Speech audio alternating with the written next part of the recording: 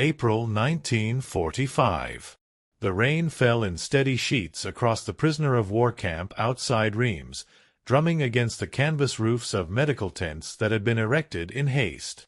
Inside one of those tents, beneath the pale glow of kerosene lamps that swayed with each gust of wind, a German nurse named Margaret Hoffmann sat motionless on a wooden stool, staring at the object in her hands. It was a notebook. Not the brittle, gray ersatz paper she had grown accustomed to during the final years of the Reich, not the wood pulp substitute that crumbled when you wrote on it, not the propaganda leaflets printed on one side that had been repurposed for medical notes. This was real paper. Thick, cream-colored.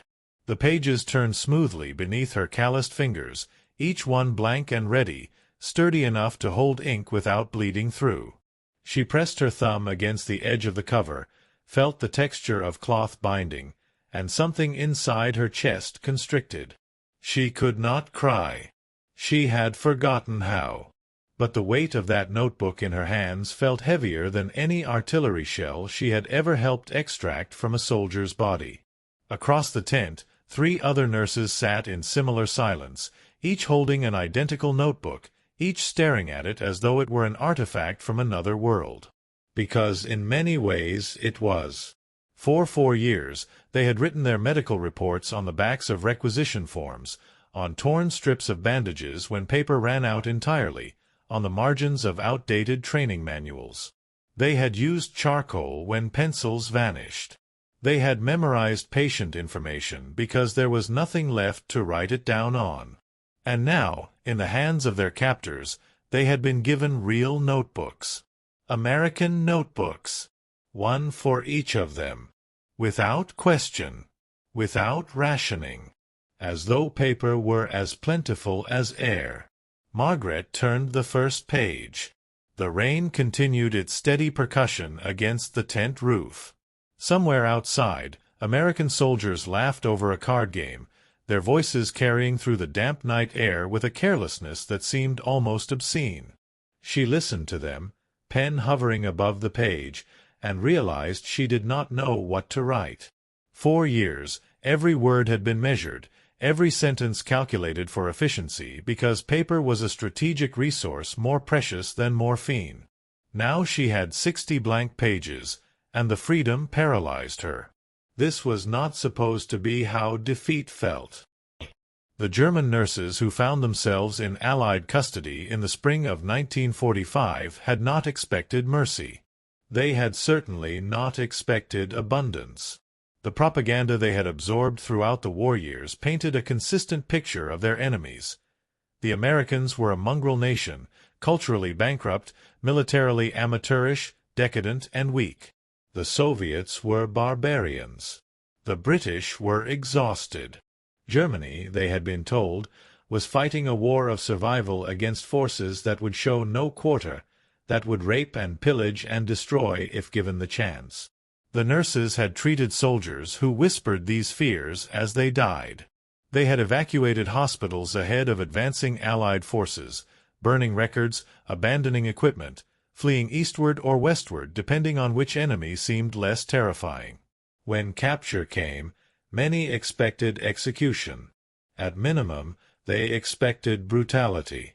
The older nurses, those who had served since 1941 or 1942, remembered what they had been told about the treatment of German medical personnel on the Eastern Front. They had heard the stories, true or exaggerated, it no longer mattered, of Soviet reprisals, of field hospitals overrun, of nurses shot alongside wounded soldiers. They expected similar treatment from the Americans and British, perhaps more clinical, but no less final. They were Nazis, after all, complicit by association if not by deed. They had worn the uniform. They had served the Reich. They expected judgment.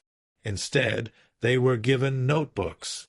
The disconnect was profound. It was not just the material object, though that alone was shocking enough. It was what the notebook represented, a presumption of their continued professional function. The American medical officers who distributed the notebooks did so as a matter of routine, part of the processing of captured medical personnel. The nurses were expected to continue working.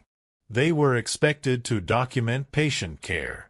They were expected to maintain the standards of their profession, and to do so, they needed proper supplies.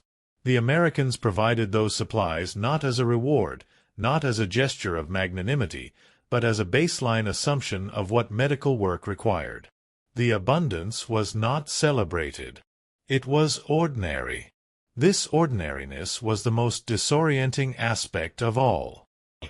Margaret Hoffman had been a nurse since 1939, trained in the crisp efficiency of German medical doctrine, which emphasized discipline, hierarchy, and resourcefulness. She had served in a field hospital outside Stalingrad, where the cold had frozen plasma bags solid and the wounded had been stacked in unheated railway cars awaiting evacuation that never came. She had served in France after D-Day, retreating hospital by hospital as the Allies advanced, watching her supply stores dwindle from adequate to scarce to nearly non-existent. By the winter of 1944, she had learned to reuse bandages after boiling them, to dilute disinfectant to homeopathic concentrations, to perform triage not based on medical need but on available resources. Paper had disappeared from her world long before the final collapse. Medical records became abbreviated symbols scratched on scraps. Prescriptions were memorized. Death certificates went unwritten. She had adapted. They all had. The nurses of the Reich prided themselves on their ability to make do, to maintain professional standards even as the infrastructure of those standards crumbled around them. It was a point of honor, a bulwark against the chaos that was swallowing Germany whole. When morphine ran out, they used alcohol. When alcohol ran out, they used nothing. When bandages ran out, they tore up uniforms. When paper ran out, they remembered. And then the Americans gave her a notebook. She opened it again in the privacy of her assigned bunk that first night, using a candle stub for light. The pages gleamed. She ran her fingers along the stitched binding, tested the cover's flexibility, held the notebook up to her nose and inhaled the faint scent of fresh paper. It smelled like the library at the university hospital where she had trained, back when Germany was still whole, still powerful, still ascending. That smell belonged to another lifetime. She set the notebook on her lap and reached for the pencil that had been provided alongside it. A full-length pencil, unsharpened but intact, hexagonal and yellow with a pink eraser on the end. She had not seen a new pencil in 2 years. The urge to hoard it was overwhelming. To hide it. To save it. To ration its use across weeks or months, sharpening it down to a stub before finally discarding it. That was the reflex 4 years of total war had instilled. But the American supply sergeant who had distributed the materials had mentioned, almost casually, that they could request more pencils if needed. More. As if the supply were infinite. As if pencils were not precious. Margaret began to write. She started with the date and the camp designation, then a list of patients under her care, displaced persons, other prisoners, a few German soldiers suffering from malnutrition and dysentery. She wrote their names, their symptoms, their treatments. Her handwriting, cramped and abbreviated from years of paper scarcity, gradually expanded across the page. She wrote full sentences. She added observations that were medically unnecessary but contextually valuable. She documented not just what was wrong with each patient, but how they responded to treatment, what they said, what they feared. She filled 3 pages that first night, and when she finally closed the notebook and blew out the candle, she felt something she could not name. It was not happiness. It was not relief. It was a kind of cognitive vertigo, the sensation of a worldview tilting on its axis. If the Americans could afford to give every captured nurse a real notebook, what else had been a lie? The question haunted the medical tents in the weeks that followed. It spread among the German nurses like a contagion, whispered during shifts, debated in the quiet hours before dawn. The notebooks became a symbol, but they were not alone.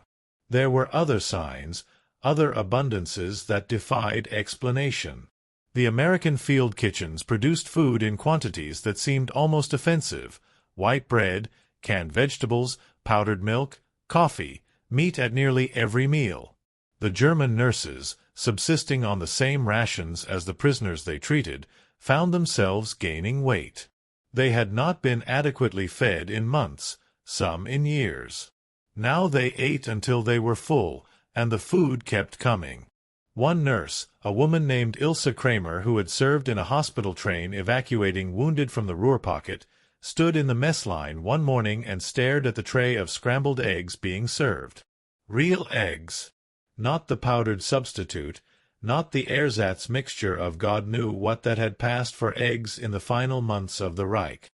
These were actual eggs, prepared with butter, seasoned with salt and pepper, served in generous portions. She took her tray to a table and sat down, but she could not eat immediately. She watched the American soldiers around her shovel the food into their mouths without ceremony, without gratitude, as though this abundance were normal, expected, their birthright. Ilse had been taught that Americans were soft, that their wealth made them weak, that they lacked the discipline and the will to sustain a long war, that their industrial capacity was overestimated, that their society, polyglot and fractured, would collapse under pressure.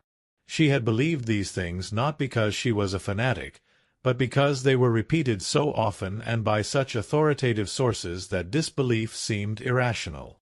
And yet here she sat, eating real eggs prepared by an army that had crossed an ocean, conquered a continent, and still had enough surplus to feed its prisoners better than Germany had fed its own citizens in the final year of the war. The cognitive dissonance was not something that could be resolved through propaganda. It required a fundamental recalculation of reality. The notebooks became repositories for this recalculation. Margaret Hoffman began using hers not just for medical notes, but for observations, for questions, for the fragments of understanding that accumulated daily. She wrote about the American doctors who supervised the camp hospital, how they spoke to the German nurses not with contempt but with professional courtesy, asking their opinions, deferring to their experience. She wrote about the medical supplies that arrived weekly in quantities that would have sustained a German field hospital for months. She wrote about the penicillin, the sulfa drugs, the plasma, the bandages, the surgical instruments, all of it new, all of it abundant, none of it rationed. One entry, dated May 3, 1945, 3 days before the German surrender, read, "Today I assisted Dr. Reynolds in surgery on a Polish DP with a ruptured appendix. He used 6 clamps during the procedure. Afterward, he threw them in a bin for sterilization rather than immediate reuse. When I expressed surprise, he seemed confused. He said they had plenty. Later I counted the clamps in the surgical supply tent. There are over 200. For a camp hospital treating perhaps 300 patients. In Stalingrad, we had 12 clamps for 800 wounded. We boiled them between surgeries, sometimes during." The comparison was not meant as criticism. It was an attempt at comprehension. How could one nation have so much while another had so little? And if America possessed such overwhelming material superiority, how had Germany ever believed it could win? Another nurse, Erika Lindemann, kept her notebook hidden beneath her mattress and wrote in it only at night. Her entries were more emotional, less clinical. She wrote about the shame she felt eating white bread while knowing that German civilians were starving in the cities. She wrote about the American soldiers who tried to speak to her in broken German, who showed her photographs of their families, who seemed baffled by her coldness. She wrote about the day an American nurse, a woman from Ohio with a friendly smile and a Midwestern accent, sat down beside her during a break and offered her a piece of chocolate.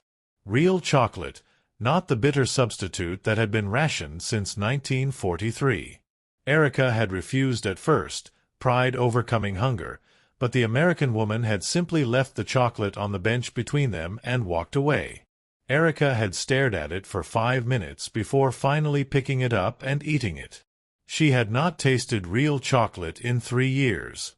The sweetness had been almost painful.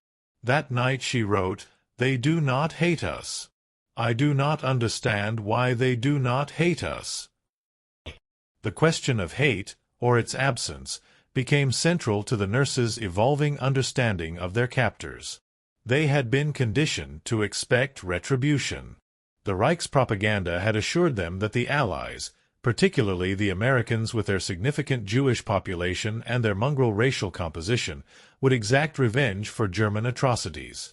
The nurses were not naive. They knew, in varying degrees of detail, what had been done in the name of the Reich. They had treated SS officers. They had worked in hospitals adjacent to concentration camps. They had heard rumors, seen things, chosen not to ask questions. Guilt was a complex currency in the final days of Nazi Germany, distributed unevenly and often denied, but few could claim complete ignorance. And yet the Americans did not punish them. They did not even seem particularly angry. The nurses were processed, documented, assigned to work details in the camp hospitals, and provided with the supplies necessary to perform their duties. There were no show trials, no summary executions, no systematic brutality. There was bureaucracy. There were rules. There was an impersonal efficiency that was somehow more unsettling than overt hostility would have been. Margaret struggled to articulate this in her notebook. She wrote, "Hatred I could understand. Hatred would confirm what we were told, would make them the enemy we were taught to fight. But they treat us like problems to be solved, not enemies to be destroyed. They are not cruel. They are not kind. They are simply organized." As though conquering a nation and occupying its territory were merely administrative tasks to be completed efficiently. This is more frightening than anger. The abundance reinforced this impression. The American army moved through Germany not like a conquering horde but like a corporation executing a business plan. They brought their infrastructure with them, their field kitchens, their hospitals, their supply depots, their postal service, their entertainment, their cigarettes, their chewing gum, their incredible, mind-boggling surplus of everything. They did not loot because they did not need to. They had more than Germany had ever possessed, even at the height of the Reich's power. The notebooks documented this abundance with the precision of medical records. Ilse Kramer began keeping lists, types of food served over a week, quantities of medical supplies requisitioned and received, numbers of vehicles observed passing through the camp, varieties of cigarettes available in the American PX. The lists were not purposeful intelligence gathering. The war was over, the information meaningless, but rather an attempt to quantify the unquantifiable, to measure the scale of the disparity between what she had known and what she was witnessing. One list, dated May 10, 1945, catalogued the contents of a single American medical supply crate that had been unpacked in her presence. 144 rolls of sterile gauze, 72 bottles of iodine, 50 bottles of sulfa powder, 36 bottles of penicillin, 288 doses of morphine, 200 surgical needles, 2,000 adhesive bandages, 12 pairs of surgical scissors, 24 scalpels, 6 bone saws, 144 pairs of rubber gloves, 50 glass syringes, and 1,000 ampoules of various injectable medications. Beneath the list, she had written, "This is one crate. They unloaded 16 today." The transformation was not immediate. Propaganda is a resilient infection, not easily cured by evidence alone. The nurses did not suddenly abandon their beliefs or their identities. Many remained convinced of German cultural superiority even as they documented American material superiority. They rationalized. They compartmentalized.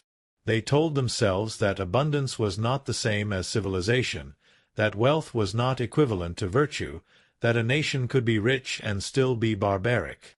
But the notebooks made lying to themselves difficult. The act of documentation, of writing things down with precision and care, forced a confrontation with observable reality. And observable reality was relentless in its contradictions of what they had been taught. Margaret Hoffman's turning point came in late May, 3 weeks after the surrender. An American officer, a major in the medical corps, visited the camp hospital to inspect conditions and ensure compliance with the Geneva Conventions. He was a middle-aged man, professional and reserved, with graying hair and wire-rimmed spectacles. He toured the wards, asked questions about patient care, reviewed medical records. Margaret accompanied him as the senior German nurse on duty. At one point, he paused to examine a patient's chart, a displaced person recovering from typhus, and asked Margaret a technical question about the treatment protocol. She answered him clearly, citing the dosage and schedule they had been using. He nodded, made a note in his own notebook, and then said, almost casually, "You're well trained. Where did you receive your education?" The question surprised her. It was personal, conversational, entirely outside the scope of the inspection. She told him, the University Hospital in Heidelberg, a 3-year program, graduated in 1939. He smiled faintly. "My wife trained at Johns Hopkins around the same time. She's a surgical nurse. Worked at Walter Reed during the war." He paused, then added, "She'll be glad to know German nurses are maintaining professional standards even in these conditions." She worried about that, about what happened to medical ethics when everything else collapsed. The comment was not meant as praise or condemnation. It was simply a statement of fact, a recognition of shared professional identity that transcended national boundaries. But it shattered something in Margaret. She had spent 6 years defining herself in opposition to the enemy, constructing her identity around national and ideological lines. And here was an American officer, a representative of the victorious power, casually acknowledging her as a colleague, comparing her to his wife, expressing concern for the preservation of professional standards. That night she wrote in her notebook, "He spoke to me as though I were a nurse first and a German second. I do not know why this affected me so deeply. Perhaps because it is how I once thought of myself, before the war, before everything. Perhaps because it suggests that my identity was never truly bound to the Reich, that the uniform and the oath and the ideology were all surface layers that could be removed, leaving something underneath that remains recognizable to an American major whose wife works at a hospital I have never heard of in a country I will never visit. I do not know what to do with this knowledge." By June, the notebooks had become something more than medical records. They were artifacts of transformation, personal documents chronicling the slow, painful process of ideological collapse and reconstruction. The nurses wrote not just about their patients but about themselves, about the world they were discovering beyond the ruins of the Reich. They wrote about conversations with American soldiers, about the magazines and newspapers they were allowed to read, about the photographs of American cities that looked nothing like the devastated landscapes they had grown accustomed to. Erika Lindemann obtained a copy of Life magazine, she never recorded how, and spent an evening studying the advertisements. She wrote about them in detail: cars, refrigerators, washing machines, vacuum cleaners, cosmetics, food products, clothing, furniture. The advertisements depicted a world of such staggering material comfort that it seemed almost fictional. Families smiling in suburban homes with manicured lawns. Women in department stores choosing between multiple brands of the same product. Children eating ice cream. The abundance was not presented as luxury but as ordinary life, as the baseline expectation of American existence. She wrote, "I cannot reconcile these images with the propaganda we were fed. We were told America was on the brink of collapse, that its economy was a house of cards, that its people were demoralized and divided. These advertisements suggest the opposite, A nation so wealthy that it can afford to produce dozens of varieties of the same product, a population so comfortable that it debates which brand of soap to purchase. We were not fighting a weak enemy. We were fighting a nation that waged total war while maintaining civilian abundance. How were we ever meant to win? The question was rhetorical. By June 1945, all the nurses understood the answer. They had not been meant to win. They had been sent to fight a war that was unwinnable from the start, sacrificed to the megalomaniacal fantasies of leaders who had mistaken ideology for strategy, who had believed that will could overcome material reality. The notebooks documented this realization with the clarity of medical diagnosis. The patient was dead, had been dying for years, and all the treatments administered had been palliative at best. The symbolic weight of the notebooks grew with each passing week. They were no longer just objects but emblems of a larger truth about systems, about governments, about the relationship between state and citizen. The Reich had rationed paper because it had to, because its economy was structured around scarcity and control, because total war demanded the subordination of all resources to the military effort. The American Army distributed notebooks freely because it could, because its economy was structured around abundance and production, because even in total war it maintained a surplus that seemed incomprehensible to those raised under scarcity. The difference was not merely economic. It was philosophical. The Reich had demanded sacrifice, had glorified suffering, had made a virtue of deprivation. Every shortage was reframed as evidence of commitment, every rationing as proof of shared struggle. The nurses had internalized this logic, had worn their resourcefulness as a badge of honor, had taken pride in their ability to function with less. And then they encountered a system that did not valorize scarcity, that treated abundance as the baseline condition, that assumed every worker deserved adequate tools. Ilse Kramer articulated this in an entry dated June 15. The notebook is not a gift. It is an expectation. They give it to me because they assume I need it to do my work properly, and they assume my work should be done properly. Under the Reich, I was praised for doing my work without proper tools, for making do, for sacrificing. Here, I am simply given the tools and expected to use them. It is a different kind of respect. It is also a different kind of burden. I cannot fail and blame the lack of resources. I cannot claim martyrdom through deprivation. I must simply be competent. The shift from scarcity-based identity to abundance-based expectation was profoundly disorienting. It removed the moral framework that had sustained them through the war, the narrative that had made suffering meaningful. If abundance was possible, if proper tools and adequate supplies were available, then all the sacrifice had been unnecessary. The patients who had died for lack of medicine, the amputations performed without anesthesia, the infections that spread through hospitals without basic sanitation, all of it had been avoidable. Not the inevitable cost of war, but the consequence of a system that had chosen guns over gauze, tanks over medicine, ideology over pragmatism. The guilt this realization produced was different from the guilt of national crimes.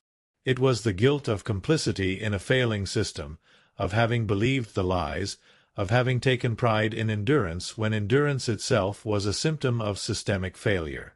The notebooks absorbed this guilt, page after page of careful documentation that added up to an indictment not of individual nurses but of the machinery they had served.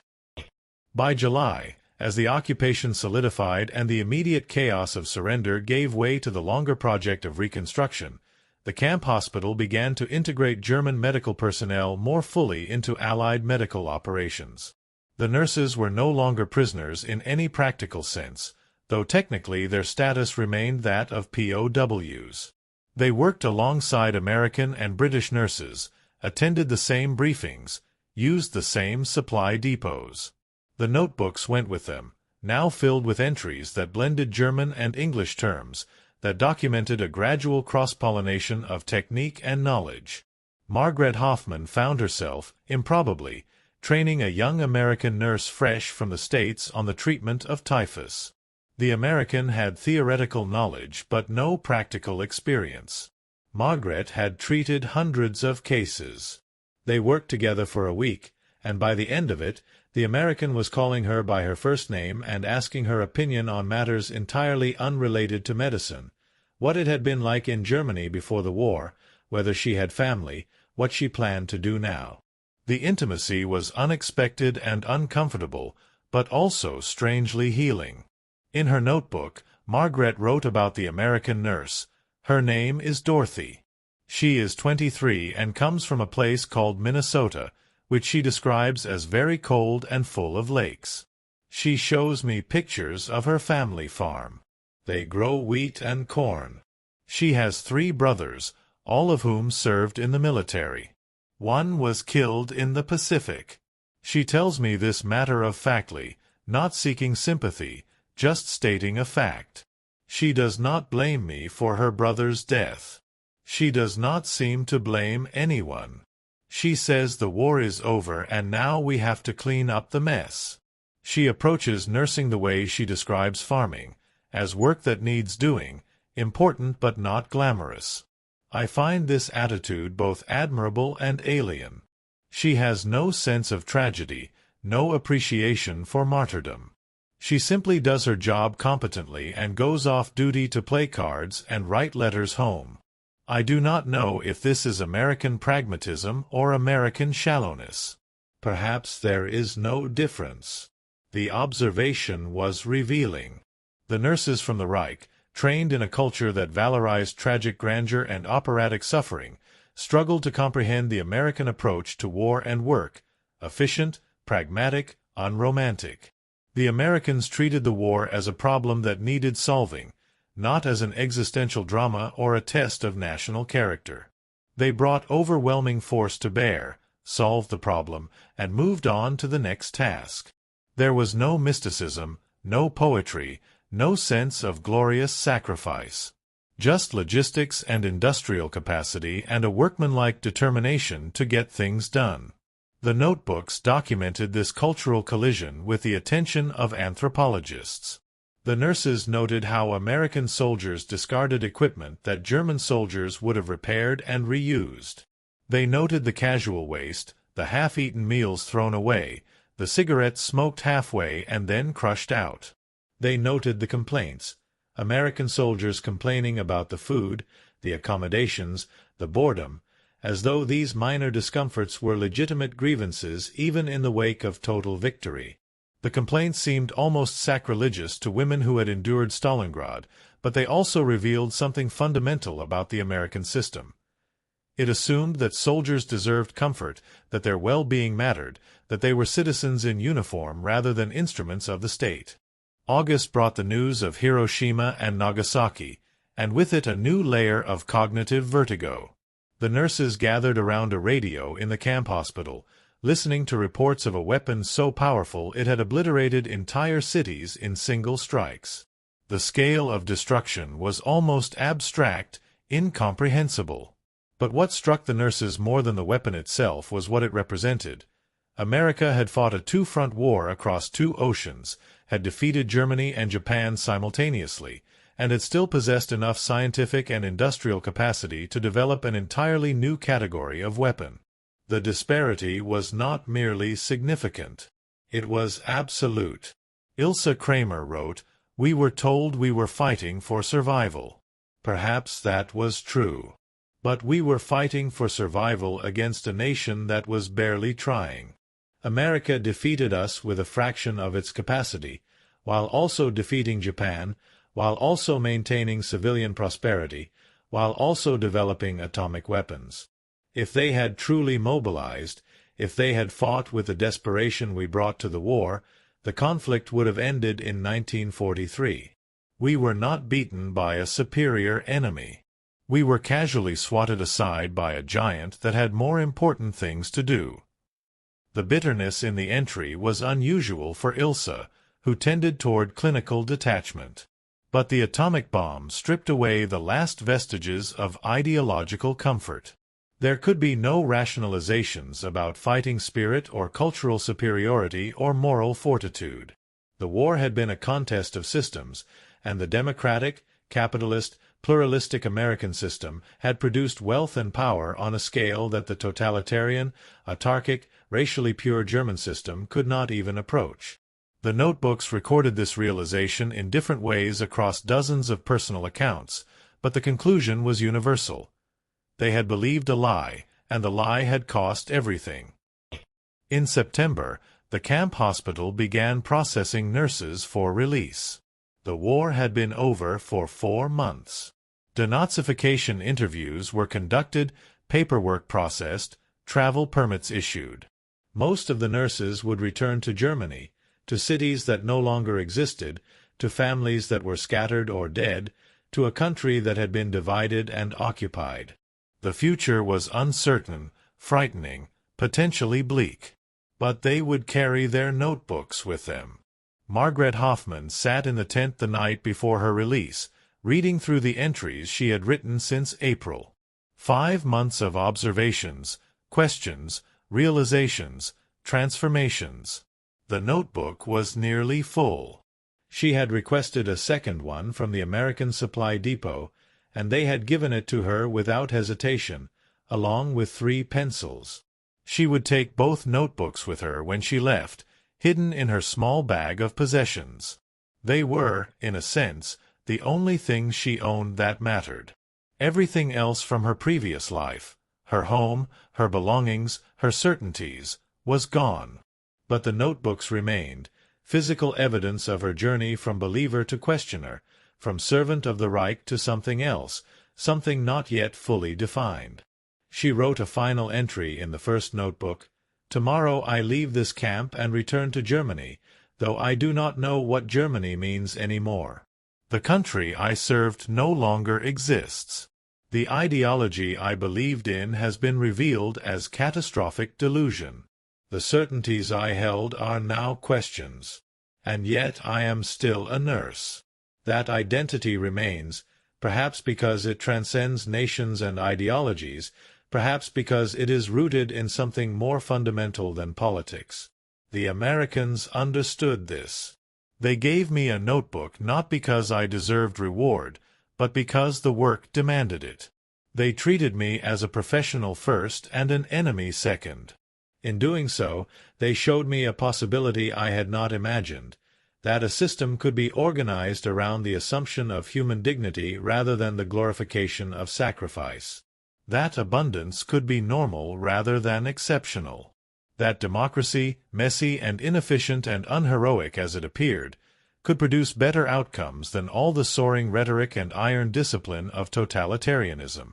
I do not know if I believe in democracy, but I believe in this notebook, and perhaps that is a beginning." The story of the German nurses and their notebooks is not well known. It did not make the history books. There were no dramatic confrontations, no cinematic moments of revelation, no speeches or manifestos. There was only the quiet accumulation of evidence, page after page, patient after patient, meal after meal, supply crate after supply crate.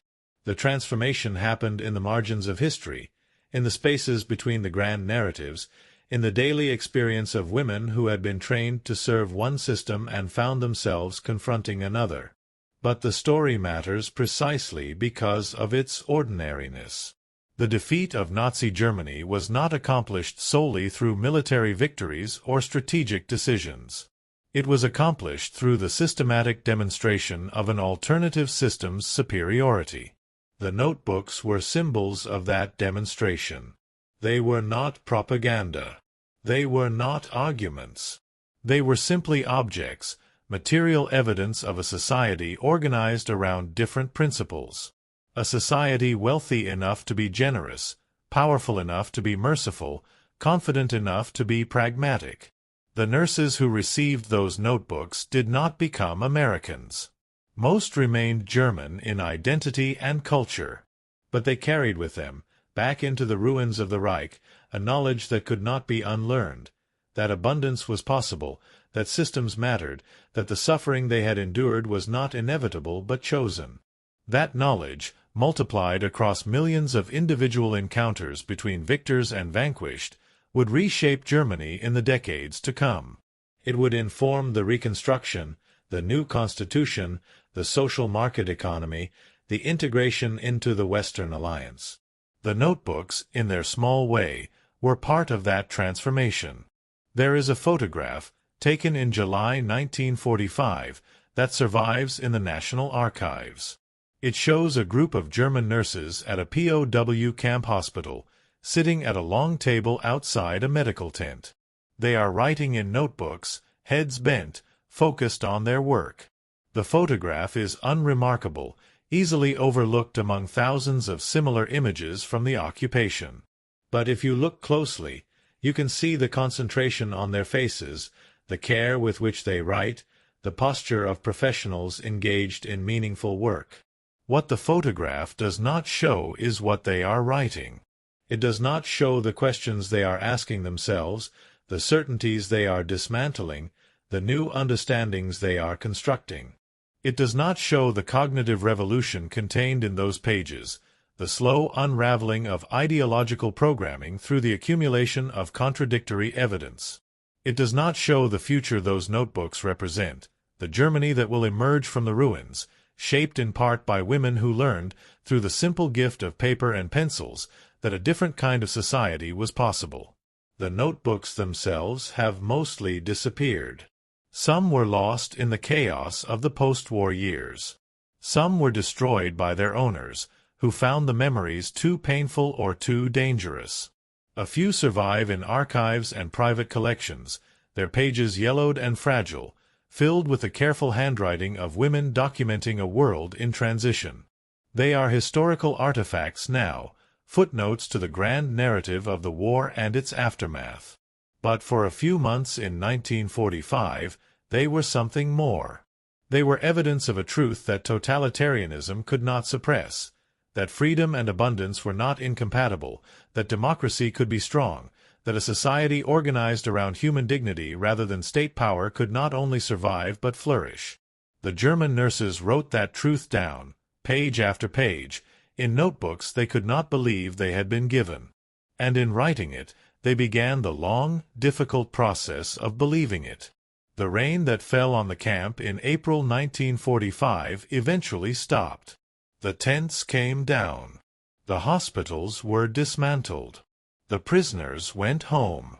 But the notebooks remained, scattered across a broken continent, quiet testaments to the power of material abundance to challenge ideological certainty. They were not weapons. They were not treaties. They were simply paper and ink, given freely, used honestly, preserved carefully. And in the end, perhaps, that was enough.